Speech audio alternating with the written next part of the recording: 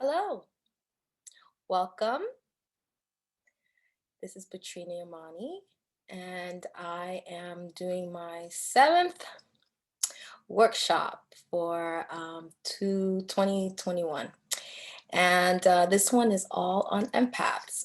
You're going to find it very fascinating, as I have.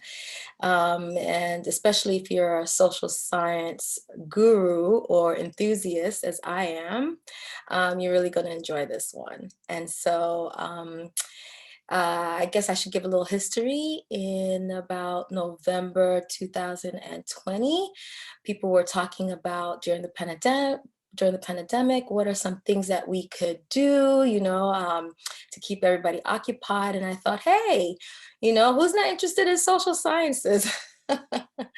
And so I decided to put together my own little workshops on things that are current, things that people are talking about in the social science world, things that are new, spirituality included. So I've done a few of those, as you've seen, and they've been really good. I've enjoyed doing them. Hopefully, you have enjoyed seeing them. And so we're going to do all about empaths this time, and I'll let you know what we'll be doing next month. Actually, maybe voting for the one next month, because I'm not really sure between the two choices that I'm thinking of for August. So let's get started, huh? Should we? Yes.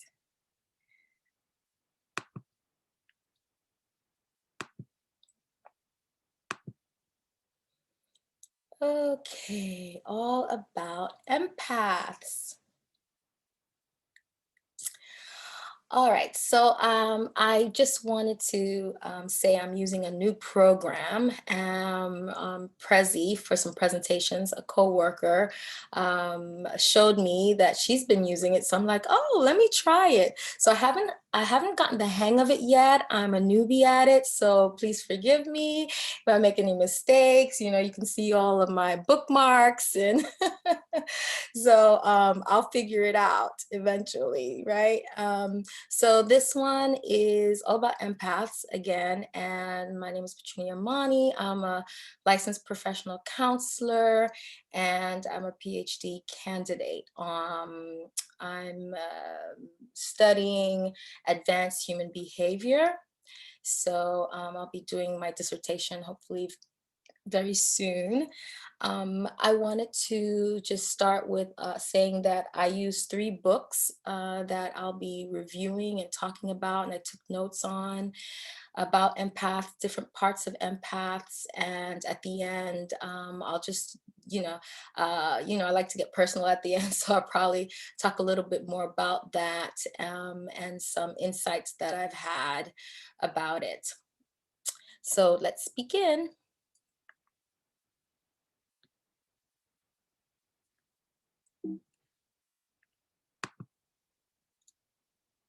So, empaths are highly sensitive people who have great intuition.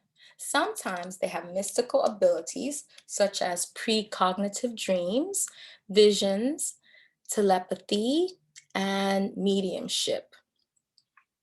And so, the book that this has come out of is Mark Goossens, that's how you pronounce his name. And his name of his book is called Empath.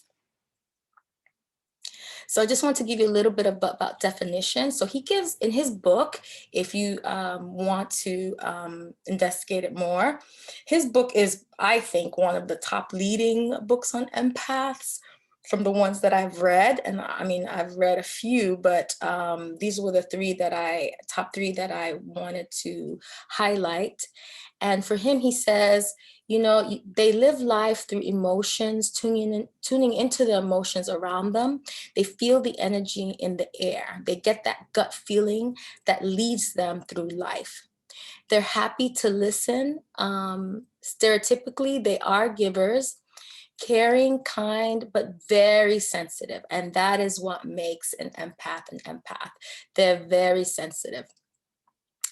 They absorb the stress of other people, being overwhelmed and not understanding why, especially if they do not know that they are empath. They can feel drained most times. They can be introvert or extrovert. So he did some misconceptions, right? So they don't have to just be introverted. They can also be extroverted. They feel first and they think later. They're also children empaths. He does a good job of reviewing that, and you can read that or listen to that in his book. More misconceptions are that male empaths are weak, and that is far from the truth. It takes a lot of internal strength to be an empath, whether you're a female or a male. Empathy is empath's greatest strength, and they have a gift and compassion to help others. They can be extroverted. Another misconception is that they are not codependent. They don't have to be codependent nor experience trauma in order to be an empath. Another misconception, you cannot turn it off. They are born with it within their nervous systems, and it's an in-tuned ability that they have. They can't just stop it. They can't just stop the feeling, but they can manage it. And the book gives a little bit of ways of how they can manage their emotions, especially when they're drained. It's an advantage. So it's something that to be seen as an advantage or as a gift, and not something to be ashamed of.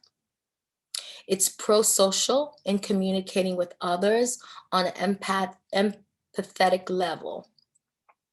And then, of course, there's different forms of empathy. There's different forms of empaths, who use cognitive empathy, emotional empathy, and compassionate empathy. But most empaths, they live as a compassionate, through compassionate empathy.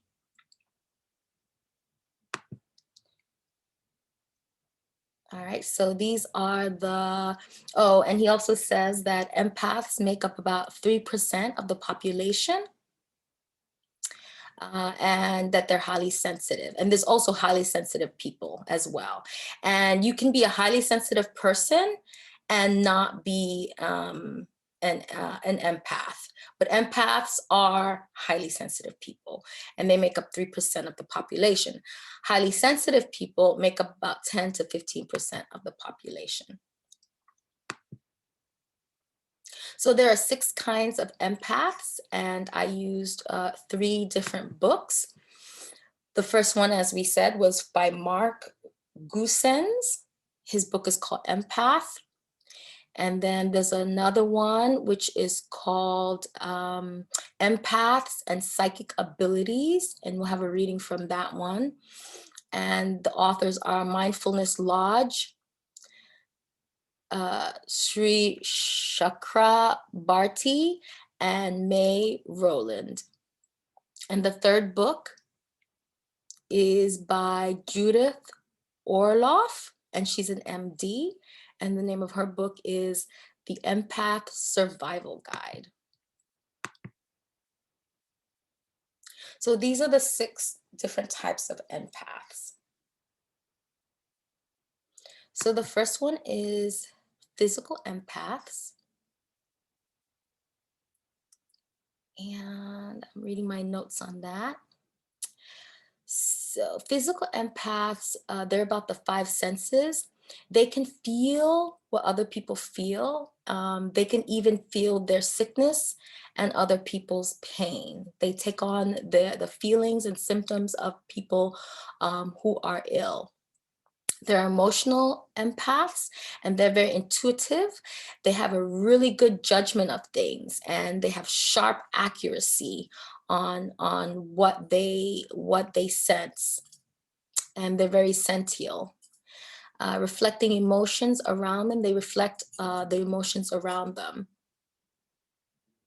And they can become very overwhelmed in relationships. They're incredibly generous. And they're frequently targeted by energy vampires, which are narcissists, sociopaths, and psychopaths. So we're going to talk about that in the next section. They need to be alone to recharge, and they do best in nature where there's trees, water. They love water. Intellectual empaths are, they have a process for compelling persuasion. They can be very persuasive and they make excellent teachers, but they have to be careful not to take on the minds of other people, and to have their own truest thoughts. In order to have their own truest thoughts, because it's easy to get wrapped up in other people's thoughts as though it's their own, but it's not. They have to be able to be true to their own thoughts. So I guess it's kind of boundary setting in their minds. They're animal empaths, and they're drawn to animals intimately. They're aware of their emotions and their behaviors. And they frequently have animals as pets in their house. They really enjoy being in their company. They feel energized and refreshed around animals. And they're very serious about their love for animals. And they can pick up like how the animal is feeling and even thinking, they say. There are environmental empaths that draw energy from nature around them. They can become very upset by the damaging of the earth or by nature, whether it's trees cut down. They can feel, any pollution. They really are in tune with the earth. And they're even willing to protest, to the point of protest about it. They feel energy in the landscape around them. And so they can, sense, like when there's an earthquake or some natural disaster, before it happens, they tend to have this dread feeling, they say. And so they can pick up on the vibrations, I guess, of the earth.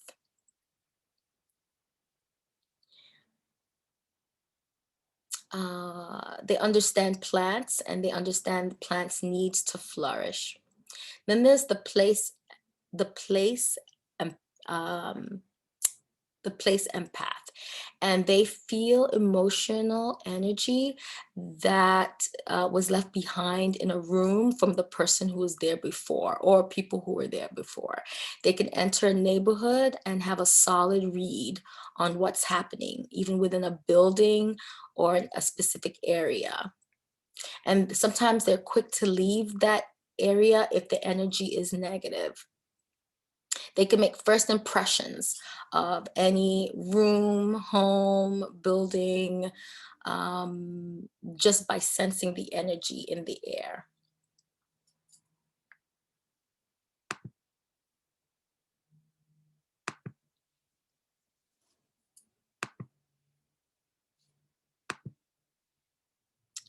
So this is where the part we come to energy vampires, and the narcissist. So I'm going to give you an outline first on energy vampires by Judith Orloff, and then I'm going to have you listen to Mark Goosen's book, on his reading of The Narcissist. It is fascinating. So I wanted you to hear it yourself because I don't feel like I could do it justice. So I cued the book so that you can be able to hear that. So we'll do the outline first for Judith Orloff, and she's a medical doctor, and her book is the Empath Survival Guide. And what she did was she came up with 7 types of energy vampires. And she talks about each one. The first one is the narcissist. They are the when they're full blown, they're most destructive to the empath. They have little unconditional love and can give silent treatment. They can be ice cold, punishing, and withholding of love. When you disagree with them or you do not do what they say. They are persuasive charmers and sweet, and they have sweet talk. They're always Uh, so they always have strings attached to their favors. They bestow, restoring. Oh, they always. Oh, that's what it says. It says they always have strings attached for favors that is done for them or done for you, and they can go back to be cold again. So empaths caught up in their charm and their promise of love and connection is not healthy at all, because empaths are so people pleasing. And they can be very confusing on the surface because they can look smart, very funny, thoughtful, generous, but they can't maintain relationships. And empaths are usually their target. And empaths are always trying to win over their affection, their love, or their friendship, but it doesn't work. And then it's hard to leave the relationship. They can make empaths feel physically ill. They do not make progress in counseling.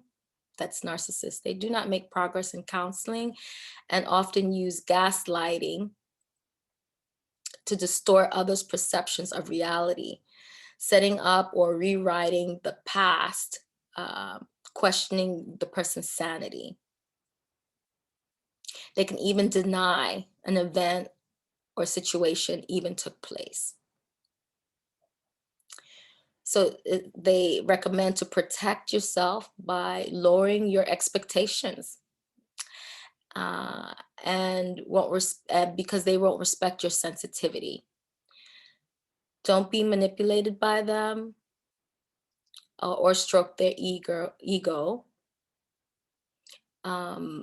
Actually, you should stroke their ego by how they can benefit. That's usually how it works, to say something praising, and then that is their way of feeling justified, and it strengthens them. So try not to.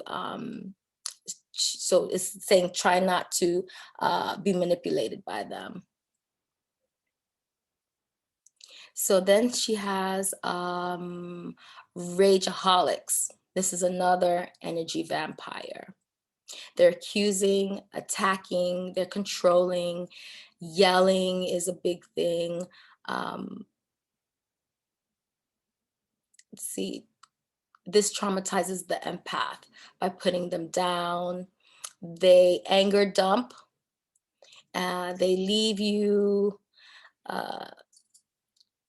It's encouraging that you leave when you see this anger because it drains you and it's very hard to recover their outbursts. And there's a difference between venting and dumping. Venting is a good thing because you're prepared for it. You understand the person's gonna prep you, like there's something I need to talk to you about, so you can gather your thoughts to prepare. But dumping, there's no preparation. And so oftentimes rageaholics, they dump their anger onto people. And so you have to try to prevent the hijacking of emotions. And usually this is by refusing to engage or staying calm or just leaving the situation for your own benefit. Then there's the victim. The world is against them attitude. There's always a reason for their problems. They always are presenting problems without solutions. They complain, they can be overwhelming, and they encourage try not to be their therapist or become codependent. Protect with compassionate boundaries, which is a no thank you kind of attitude. If you're on the phone with them, a 3-minute phone call, put boundaries on the timing. Saying no with a smile. Okay, let's move on. Number 4, drama queen or king. It's nonstop drama with histrionics that are addicting. Many episodes, not just one. So try to stay calm, which keeps them uninterested, and do not get caught up in their many stories. Control freaks and critics. You know what you should you should do, even when you didn't ask their advice. So even if you don't ask their advice, they're still going to tell you what they think. They're ongoing nitpickers, and you're always doing something wrong. And empaths could feel attacked when there are control freaks or critiques around. So you have to protect by asserting your own values. Um, and they advise, let's see, advise to just be assertive and excuse me, and you make an excuse. Nonstop talkers can be verbal assaulted. That's what they call it in her book, in Olaf's book. And they can trap you with no interruptions. And they're chronic talkers. And so you have to be very tactful about interrupting them, and still be respectful. And sometimes using humor can help with that. The seventh is a passive aggressive person. They will sugarcoat their hostility. Empaths, though, they can see right through it. They're usually procrastinators, and they conveniently forget things. They are not dependable, and they send confusing messages. So you can recognize their patterns. Okay, so now I want you to be able to read Mark Goosen's, it's about 10 minutes long. So I want you to be able to hear about the narcissist and his reading of empaths and narcissists. The empath and emotional and narcissistic abuse. At this point, we have spent plenty of time going over the basic information about the empath. You are familiar with who the empath is, and you may have an idea of whether you are an empath yourself. However, it is time to start delving into some of the more negative aspects. As an empath, you are at an increased risk of abuse. It is an unfortunate reality for you as an empath, and you must learn how to cope with it. Within this chapter, we will take a look at the narcissist, one of the most potent, dangerous kinds of energy vampires that exist, and one that is particularly prone to target you on a regular basis. We will go over what a narcissistic personality is and what this means for you. We will then look at emotional abuse, which is one of the narcissist's favorite tactics to use. However, emotional abuse does not only come from narcissists. Other manipulative or abusive people can use it as well. We will look at the warning signs for this abuse so you know what to look out for. Finally, we will take a look at the empath as a target of this abuse. We will be looking in particular at what it is about empaths that makes them so incredibly attractive to narcissists and all emotional vampires. Now, it can be quite daunting to think about being a target or a victim of abuse. No one wants to admit that they could be abused or that they are more likely to be abused than other people. However, despite the difficulty of this unpleasant topic, it is important to remember that being prepared is always far better than not knowing at all. When you are aware of the possibility of a problem, you can take steps to avoid it. You can prepare yourself so you will become less of an attractive victim. You can set up plans for how to cope with the abuse should you find yourself suffering for it. You can learn to heal from it yourself. The knowledge that you will gain delving into this topic becomes invaluable in protecting yourself and that alone is worth the effort of learning to use it. Introducing the narcissist.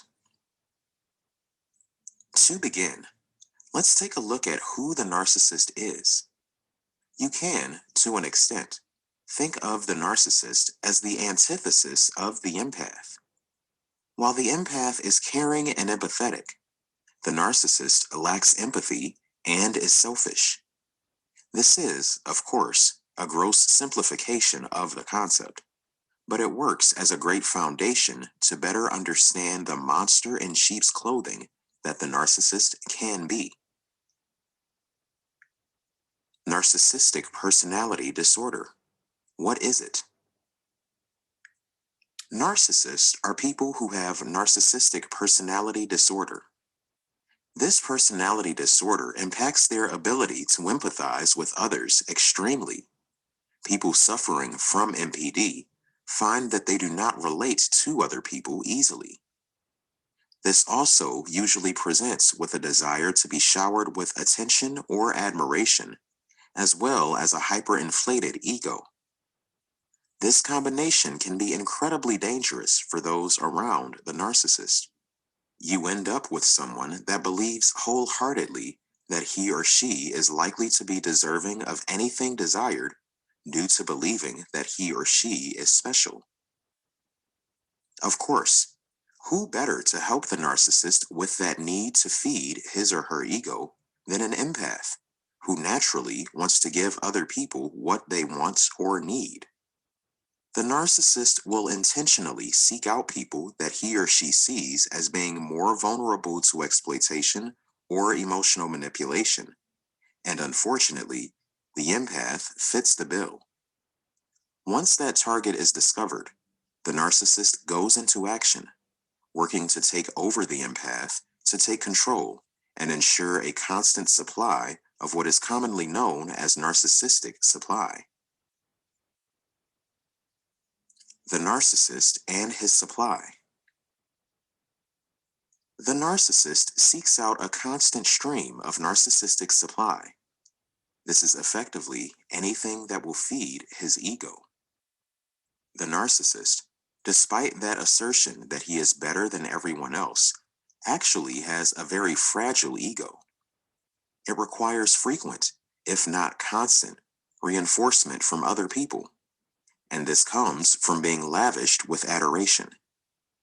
They want to be treated like they are the greatest gift that this earth has ever seen, and anything less than that is unacceptable to them. The narcissist's supply, then, is the energy investment from other people. It is the showering of affection and catering to the narcissist's every need. It is the requirement of being the center of attention and recognized for everything he or she does. However, being the center of attention for the narcissist is not enough. The narcissist wants to be the center of the empath's universe, with everything revolving around him. Traits of the narcissist. The narcissist, despite the fact that he often believes that he is unique, is incredibly predictable. Most people with narcissistic personality disorder typically respond in incredibly predictable ways. In fact, you will find that most narcissists will follow the following traits. They regularly lie or exaggerate. The narcissist cares about one thing, filling that narcissistic supply. He does not care how he does it. He just wants to make sure that need is met. Unfortunately, for those around him, this is often achieved through lies that are woven to get his way.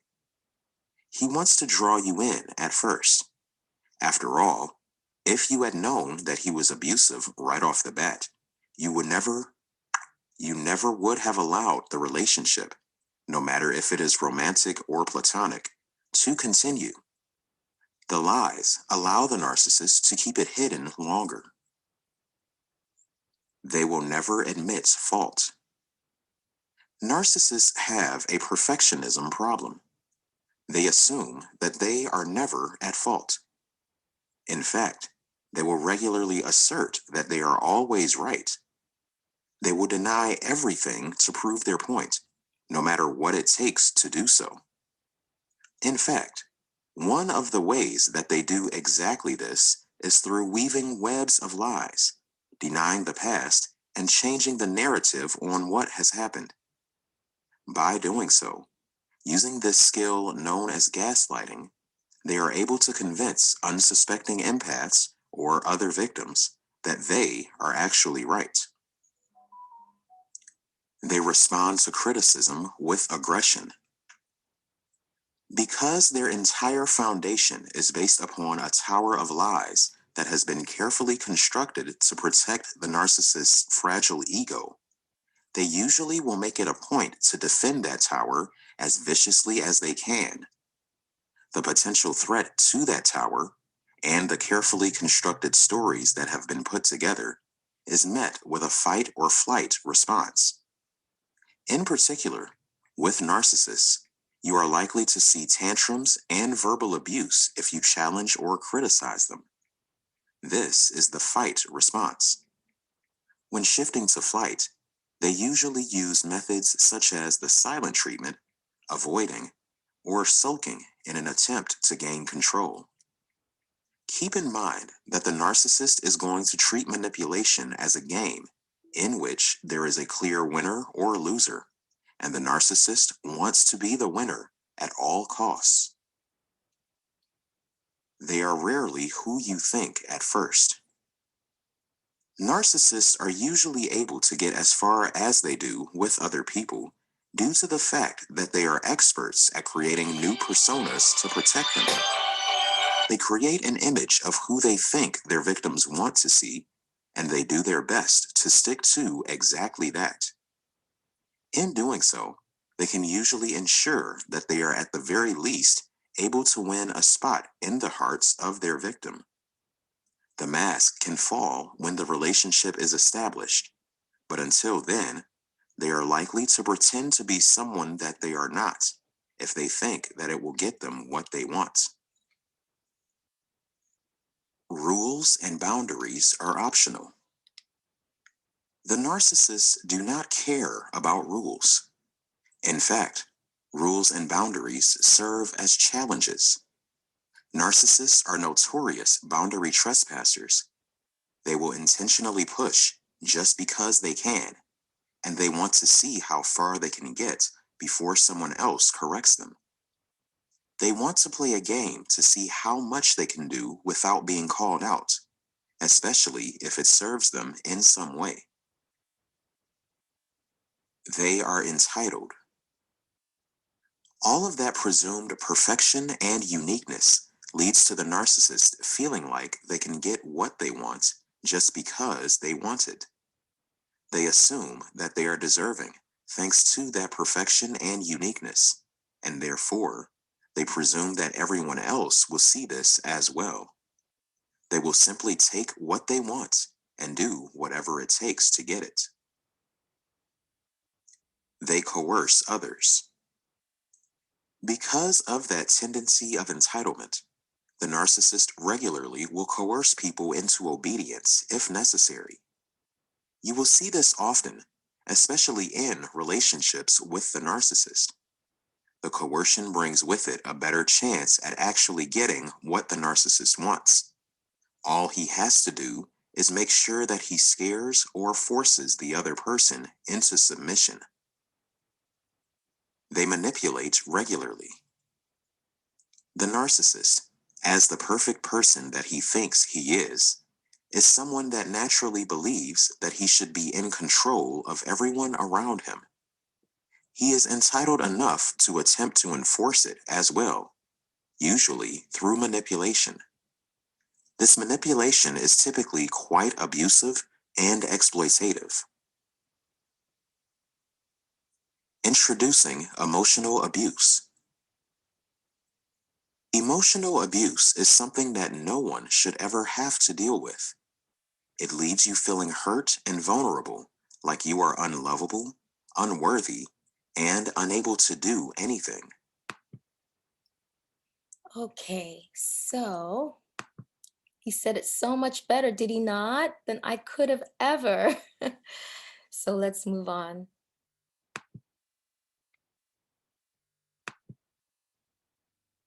Now, this is the fun part, I think. It's the Six Levels of Consciousness by Barry and Roland. And it's all about raising your vibrations. And so they came up with this idea of being able to do mindfulness, do meditation, so that um, we could definitely benefit, everybody can benefit.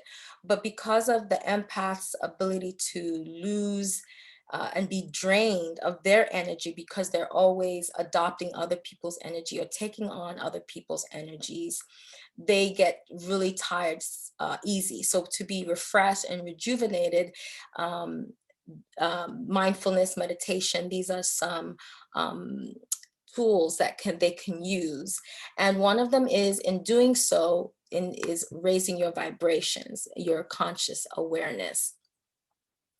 And so let's see, I want to read the six phases or levels of consciousness. But they do say that empaths are very sential. They lead with their emotions. The book that Barty and Roland and the Mindfulness Lodge use, they talk about the pituitary gland and how that is key in an empath's abilities. And then they have like 4 definitions of empaths and how the mind and body can connect. And there are 4 ways that promote endorphins, which are the happy neurotransmitters in the brain. And the 4 ways is through yoga, Tai Chi, meditation, and hypnosis. And so they also say that energy vibrations are very similar to how our cells work. And so happiness, kindness work well with our cells, but the negative emotions, they kind of work against the grain of our cells, and they could transform our bodies into unhealthy vessels, and even to the point of even promoting illness. So these are the 6 um, levels of consciousness. And I'll explain from the notes that I took. And so the first one is life is this thinking, this conception that life happens to you and you take what life has to offer as it is. There's the second level of consciousness, which is life happens by you. And here we see life as a threat and it has to be put under control through a plan or a goal with a responsibility for your life, and it's intentional. And it's basically having a control over your thoughts and your actions.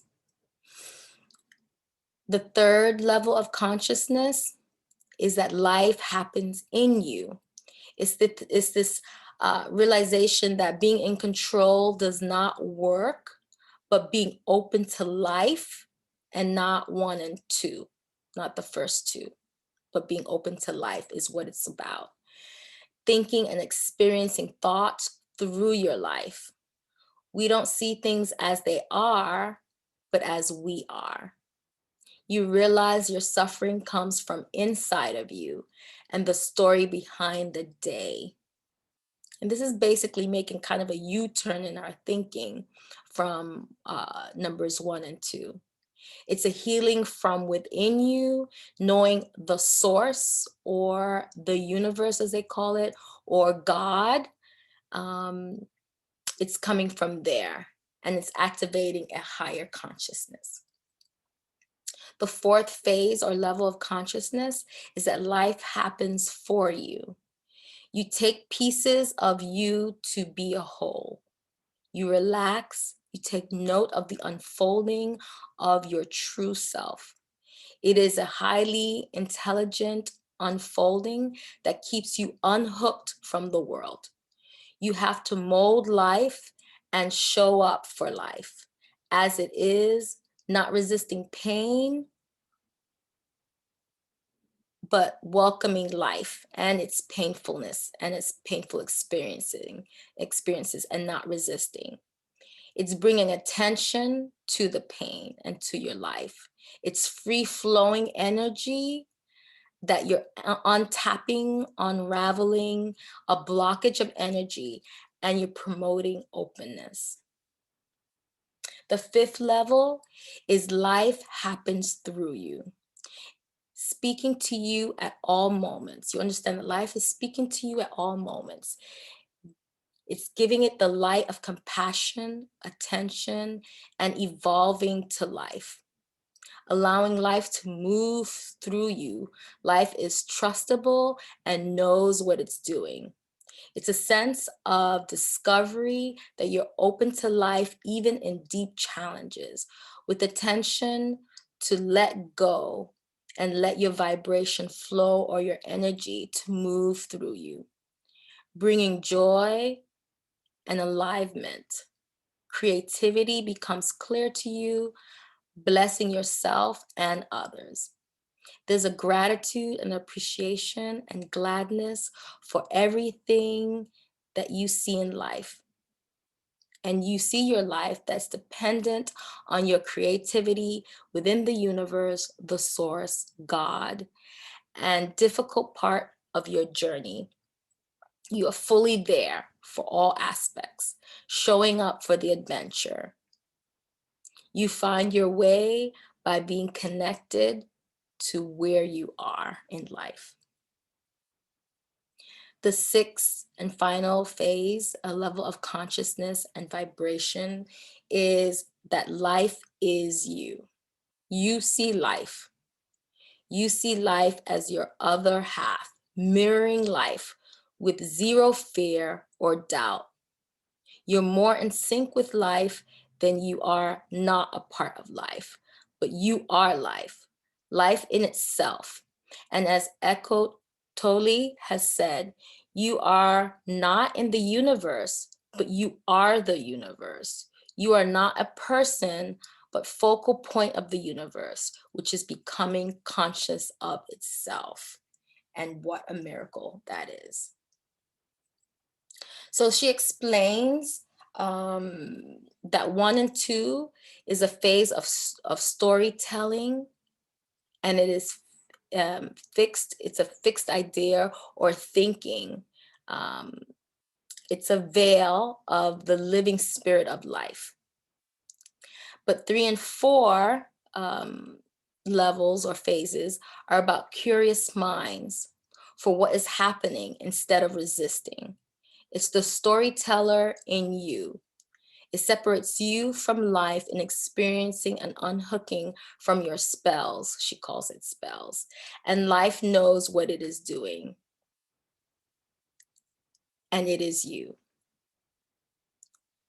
So for phase 2, life is for you. Oh, the next 2, which is 5 and 6, is life is for you and you're relaxing in that flow. You're coming to a meadow and you are the meadow. The first 2 phases, 1 and 2, it's a never knowing, but there's a doorway for the last 4, which is 3, 4, 5, and 6 is a doorway.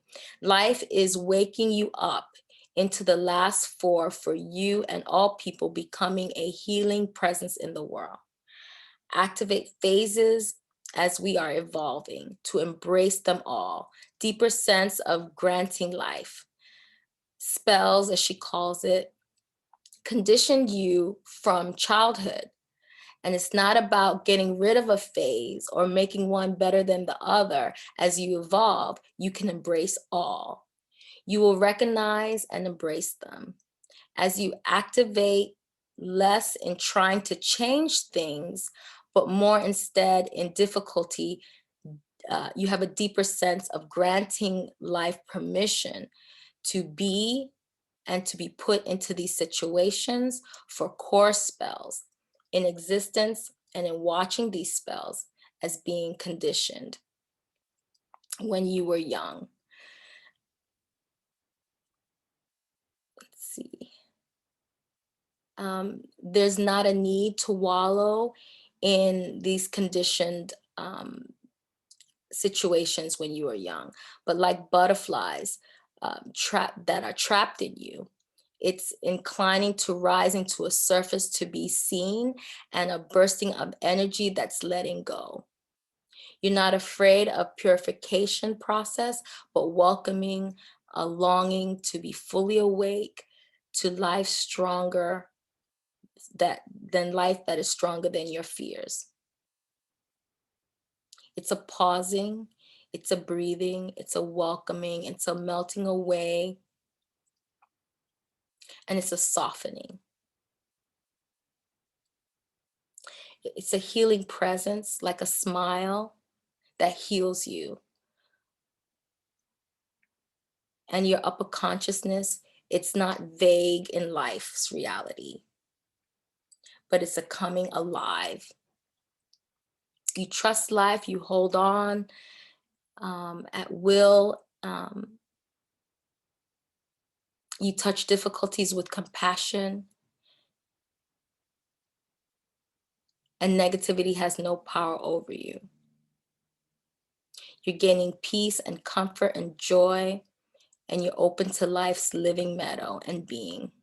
And through meditation and accessing this internal and external higher consciousness, it is making you a better person. Better decisions can be made. It's giving you access to information of your intuition for transcending into a higher induced consciousness. It's a stress reduction that's healing and strengthening life force. It's developing qualities of love, peace, and forgiveness. So calm your mind and access inner wisdom from universal power of source and higher consciousness of God.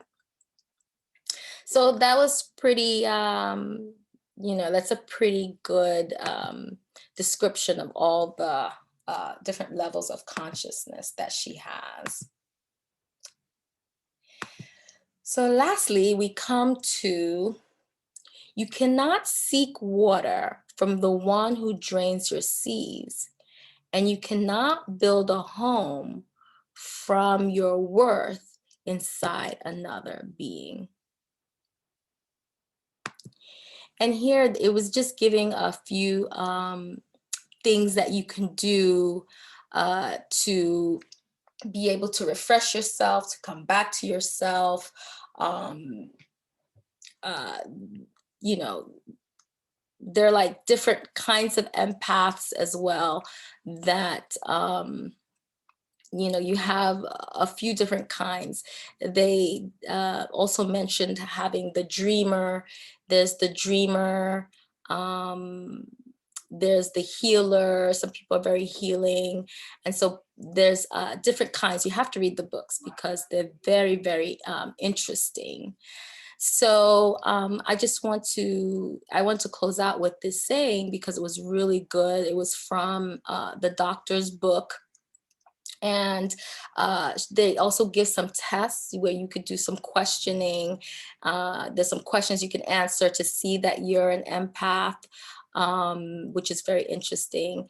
And they also have some techniques that you might want to use. There are two that they mentioned that was interesting, which is one is the zipper, where from the bottom of your belly, imagine a zipper, and you can zip it up and down at will. So when you feel like negative energy, or you're talking to someone who's negative, or you're trying not to absorb so much of people's emotions, you can imagine a zipper going straight up the middle to your neck. And that will help to shield some of the emotions that are lost.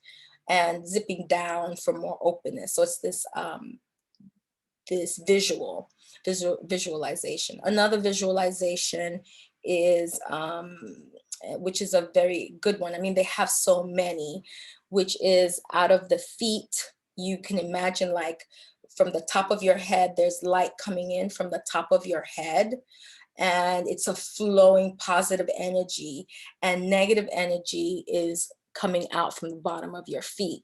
And so there's this flow that's happening, and it's a really good visual for meditating, to rejuvenate and to become calm and relaxed, and to just come back to your own sense of well-being. So they have a lot of really good things for energizing, even, because empaths are considered emotional sponges. And so they're very intuitive, they're telepathic. Like I said, they have the gift of dreams and mediumship even. So there are different kinds of empaths. They do give, in Judith Orloff's book, The MD, she gives a really good, I guess, possible biological reasons for empaths and their abilities, and how they're in tuned with emotions, others' emotions. So one of them is, she has this concept that she's learned called mirror neurons, the mirror neuron system. It's the idea that, like, if somebody laughs, everyone laughs, right? That is kind of a contagious thing. And so they have this ability that they can, their neurons mirror different states of mood and emotions. Then there's also this thing called let me pronounce it correctly, synesthesia, which is also part of this phenomenon of, of kind of like a neurological phenomenon in the brain, where people, like, mix the senses, so like they can taste music, right? So they can mix the senses together, and they think that they're very good at that.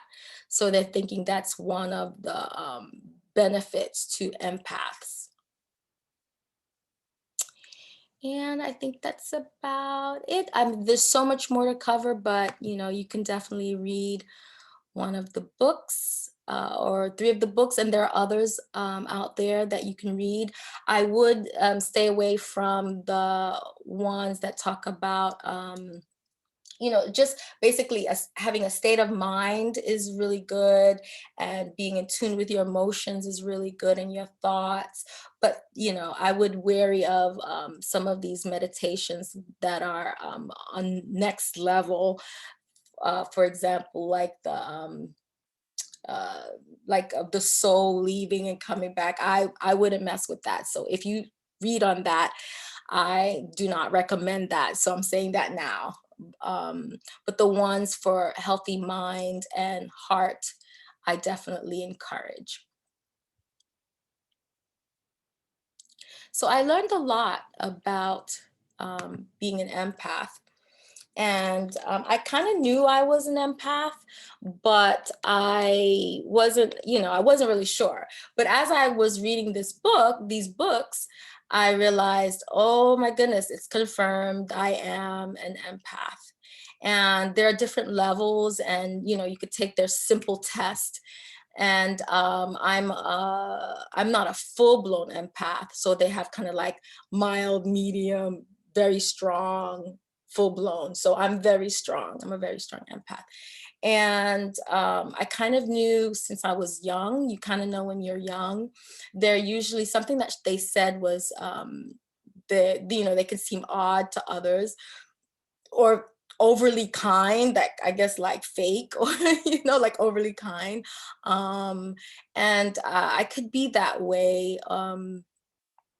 And so, hopefully this kind of helped some people who are like, hey, wait a minute, I have a lot of those same characteristics. And so it's really just to bring knowledge. And that's what these videos are about, just really to bring knowledge that there's always someone who could possibly relate or get a lot out of this. And for me, I definitely went through the whole narcissist part. I mean, if you find that you were bullied a lot, that was something that they said. I was like, oh my gosh, I'm bullied a lot, mostly at work. And it's because empaths are very agreeable, which is something that, they're peacemakers. They don't want to cause any problems. And so that was very interesting to me, because I wondered that, and it's something that they said in the books. So, there were two situations that I could think of. There was a few, but the two top ones was one at work, and I was really traumatized by it. I gotta admit, I mean, it was really bad. People that knew me knew I was having a really hard time. And, this person was definitely, after I read the book, I'm like, oh my gosh, they're narcissists. you know, they look great on the outside, and this person was my supervisor. They look great on the outside, but you know they tend to target people that are agreeable, and I'm definitely agreeable. Okay, let me try this, let's do this, always you feel like you're doing your best, and people will take advantage of that. And I've been told that before. But this specific supervisor, I mean, it was just hell. The job I love so much, it was because of her. I couldn't even function properly, to do my job. I was ready to go. And some of the things were critiquing my work. I never did anything right. What else? There was just so many things. They look really good on the outside, right? They're like sharp, right? But it was like I was under their thumb. Like I couldn't get out from under their thumb. I even asked for a new supervisor. I got up enough courage to do that. And they were like, no, you don't need a new supervisor. But they're so kind, they're manipulative, and they always have to win. That was something, so nobody asked me, how I felt. And I was afraid to even speak up. And, it's part of a bullying process that I later realized. And that's actually going to be one of the workshops that we do. But that was a really hard time for me, because everybody just believed her that I was this really bad employee, when my jobs before didn't say that. And so she turned everybody basically against me. And it was really, I'm like, you're supposed to be my supervisor. Like, is that the job of a supervisor? You're supposed to like motivate your staff and, lift them up and help them to be the best that they can. It was totally the opposite. And so if you find yourself in that situation, you have got to speak up, because that's the thing that prevents, their treatment of you in that way. And so that's really important. And the second one, I ended up having to leave. That's what happened. The second one, and it never got resolved, by the way. Yeah. And so the second one was a friend of a family member. And this person was, they're influential, and I never had a problem before. But every time I was around this person, they were mean to me. Like, they were condescending, looking down.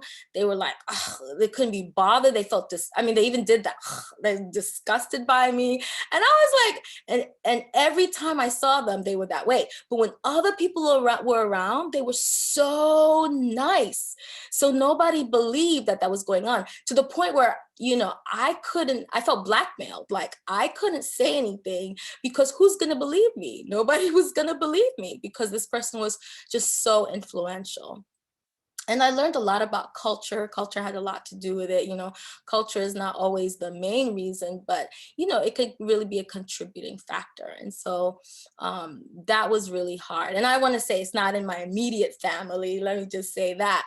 But I found it really hard. There was no one I could go to. I even cried about it. Oh, and we're very sensitive, right? We're highly sensitive. So that's definitely a sign that you're an empath. I am highly sensitive. Even talking about it, you could probably hear it in my voice. It was really hard. And I was like, nobody's going to believe me. Nobody's. So I let it go on and on. I thought, okay, it'll stop. But now I'm learning narcissists do not stop. They get a thrill out of it because it's something that's done in secret, right? And so I had to break the secret. I knew that from the last situation at work, well, I'm going to have to break this secret. So I didn't know how I was going to do it, but there was an event and I had no idea that this person was going to show up. I had no idea. I was like taken off guard. I was hyperventilating when I saw them. I was like, oh my gosh, because they had treated me so bad before. So, but again, like wonderful, oh, laughing, oh, just charming. And that's the thing about narcissists, they're charming. And so this person, they were introduced to me and they said, oh, yes, we know each other. We're good. We're like good friends. And immediately I was like, no, we're not. You're mean to me. And that person, that's all I said, those 5 words. You are mean to me. And this person went and, right, narcissists, they have to win at all costs. They cannot look bad. They started crying. And I was like, what? Saying that I had hurt them and all these things I had said to them and I was mean to them. And so now everybody was like against me. Like, how could you do something like that? And I was like, what? Because they're manipulative, they coerce you. And then it's like manipulative. And if you attack in any way or go against them in any way, they are going to win. It's like a competition, right? So nobody asked me, how I felt, and I learned a lot from that time. I learned that really I learned a lot. I learned a lot about myself, that I have to be able to, sometimes you have to protect yourself. That's what it is. Sometimes you have to protect yourself. And even if no one believes you, you have to speak up. You have to say something because what? You're going to go on like that forever, right? So, I've learned to take care of myself, which is, I can't rely on anybody else to do it. And then I think it's still prevalent. It was pretty recent, at least within the year. And so, I mean, I don't know what much else to say about it except, that this person, I felt like their tears was more important than mine. And that's how I felt. And that's how I still feel. Right? To be honest, I'm an empath. I feel deeply. And so, I pray, I meditate. The meditation is really helpful. And I think this is the first time I'm really talking about it. So that's why I'm pretty emotional about it, right? So the last 2 have been pretty emotional workshops. The other thing that I learned, and this is in leaving, in that that I have this gift. When I was 16, I realized, my gosh, I'm having these dreams, and then I realized I'm a dream empath. I have these precog dreams of things that happen to me, and they're so real. I think that they actually happened, and they were becoming a source of stress for me because I was dreaming of really negative things and they would happen. But some good things would happen too. And I was able, things like, numbers would come out and I would dream of numbers and then go play it and win money. I've some missing child, I was able to okay, help with that, and thank God they were found, because of my dreams. And just so many things. I can't, things happen to people that are good and I tell them and then it happens, they confirm it. So, it has become this gift for me. And so, I'm very thankful to have it.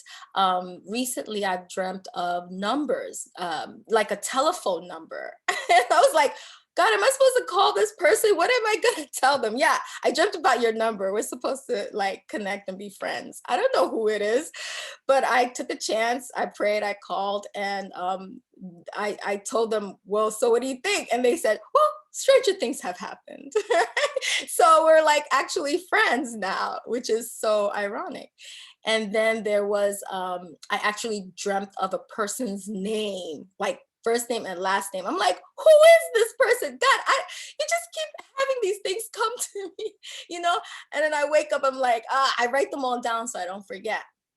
So I called, and yeah, they didn't respond. And I'm like, I wouldn't either, right? And then this last one was this July 2021. I dreamt of a name of another person I'm supposed to meet. I'm just like, okay, okay, I'll call them. I'll find them and call them, I guess. But I dreamt of the first name and last name. And so the first name, I will say it here. I will say it here. I'm not going to say the last name, but I'm going to say the first name here. We are supposed to meet in some way. So the name that I dreamt is